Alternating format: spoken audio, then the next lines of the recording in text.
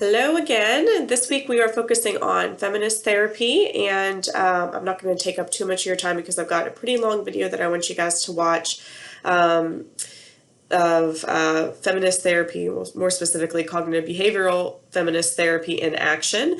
And so you'll notice, or if you haven't gotten to that point, that the video, which I'm sure everybody's going to have problems uploading because that's just how this Alexander Street site works, right? But it's a lengthy video, like 2 hours long. I do not want you, or do not feel like you need to watch the entire video, but I do want you to watch the first 25 minutes or so are a discussion with a woman named Dr. Walker that talks about feminist therapy and what that actually looks like in practice. And then more importantly, there's an actual therapy session that takes place that's recorded where you'll see the demonstration of feminist therapy. Kind of from a historical perspective, feminist therapy and feminism in general kind of came up in the 60s as one of the many movements that were going on in the 60s. It was really a group of women that acknowledged that historically speaking, the theoretical orientations, the theories that we were practicing from were developed by white men, and that everything has been normalized according to what an average white male would do, or how they would react or respond, or behavioral tendencies, and well, really, whether it's medicine or psychotherapy, everything's been normed on white men. So, feminist therapy basically got in the face of these other traditional foundational psychotherapies and said, you're not taking women's needs and desires and thoughts into consideration. You're not putting more ownership on society and environmental influences. And for that reason, we're going to be doing that within feminist therapy. So it's a relatively newer approach to therapy, but and for that reason, and I think there's been acknowledgement within the feminist therapy world that there does need to be more evidence-based practices or evidence-based research around feminist therapy to help support it as a theoretical approach, of course. And a lot of times somebody might be integrating feminist therapy with cognitive behavioral therapy, with some of the other traditional psychotherapies, Adlerian therapy, Adlerian specifically because Adler was one of the very only theorists back in the day to acknowledge that women's experiences are different and equally as important. So I was talking with my brother. Whenever I mention feminist therapy, the response is always intriguing to me whenever I mention feminist therapy.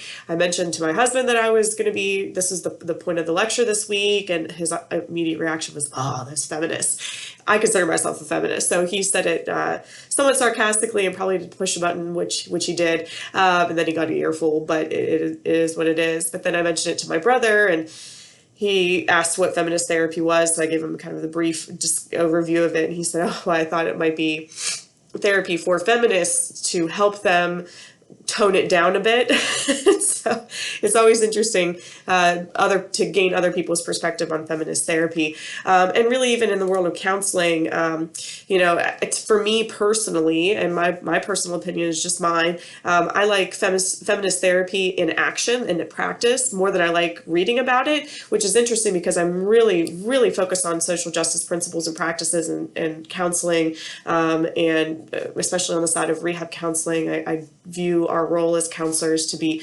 advocacy oriented, social justice oriented, and I really truly believe in a lot of the underlying values of feminist therapy, because feminist therapy, social justice, and multicultural theories really go hand in hand, and there's a lot of overlap in terms of belief systems, how we perceive change in society and individuals, how there's a more focus on the environment. society as a whole, and how all of those external influences can impact our clients. So, but to read about it, it's like, geez, like, it does seem like, it's not for men, even though they're making a point that it is for men. And I like in practice because I think you can see that feminist therapy certainly can be used with male clients and can be done by male therapists as well. Although, as you'll see in the video, some feminist theorists, therapists would disagree with that.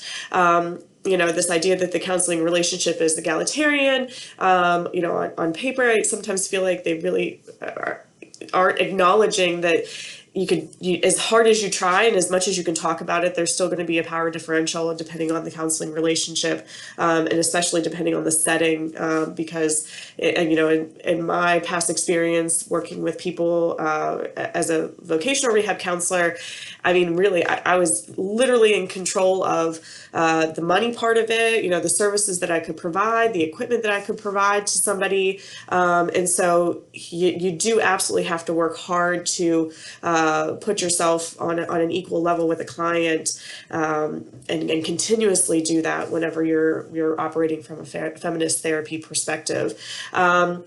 Relational cultural theory, I've got an extra article on that for you to read up on, just so you get a better understanding of what relational cultural theory is, RCT. It's really putting an emphasis on the fact that women value relationships, and that's part of how we self-identify, or how women self-identify traditionally, and that men can do the same, and all of that needs to be taken into consideration in the counseling room. So I'm trying to think if there's anything else that I particularly need to say with feminist therapy. I'm just kind of going through the slides here, but I really hope that you will see within the video that the practice of cognitive behavioral feminist therapy doesn't look so different from the other theoretical orientations that we've looked at, in terms of the therapist being actively listening, reflecting on statements. Within feminist therapy, there's a greater emphasis for sure on the role of the therapist being one where it's action oriented to a degree. And so it's not just about being a good listener and, reflective statements and working on modifying, clients' thought patterns, but it extends outside the counseling room. It extends out into communities, because there's obviously the belief that, social change is needed in order for individual change to occur as well. So there is more of an emphasis on things that a counselor might be doing that directly impact the client population that they're working with. So I hope you find the video a bit interesting at the very least, and I hope you find the resources interesting.